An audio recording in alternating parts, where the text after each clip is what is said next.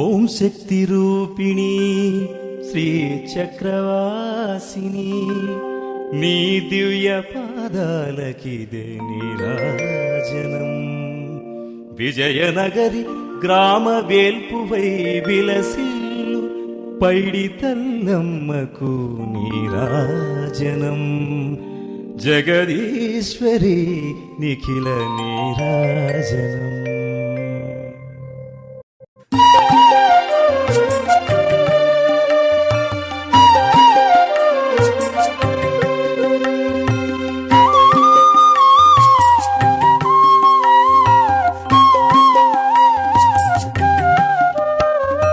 గిరిరాజనందిని సౌభాగ్యదాయిని చైతన్య రూపిణికి నీరాజనం.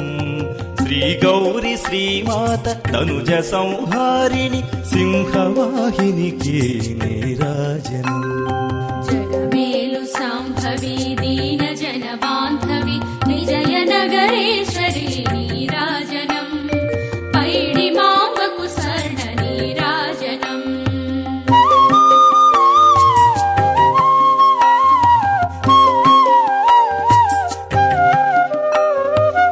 ఆశ్వైజమాసాన వాడవాడల జరుగు నీ ఉత్సవాలకు నీరాజనం. గజపతుల ఇలవేల్పు పైడి తల్లమ్మకు సంకీర్తనముతో నీరాజనం. జగమేలు సాంభవి దీన జన బాంధవి విజయనగరేశ్వరి నీరాజనం. పైడి మాంబకు స్వర్ణ నీరాజనం.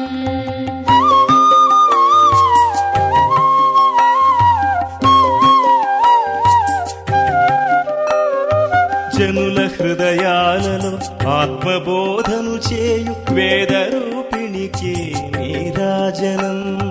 ముగ్గురమ్మలకును మూలమౌ పెద్దమ్మ ముత్యాల హారాల నీరాజనం.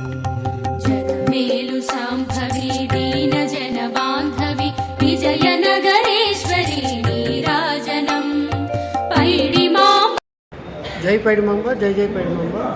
ఈరోజు మన విజయనగరం పట్టణంలో వెంచేస్తున్న శ్రీ పైడితల్లి అమ్మవారి చతురుగుడి కుండీలను మా రామతీర్థం దేవస్థానం సహాయ కమిషనర్ మరియు కార్యనిర్వహణాధికారి వారైన శ్రీ వై శ్రీనివాసరావు వారి ప్రత్యక్ష పర్యవేక్షణలో లెక్కింపు కార్యక్రమం చేయడం జరిగింది.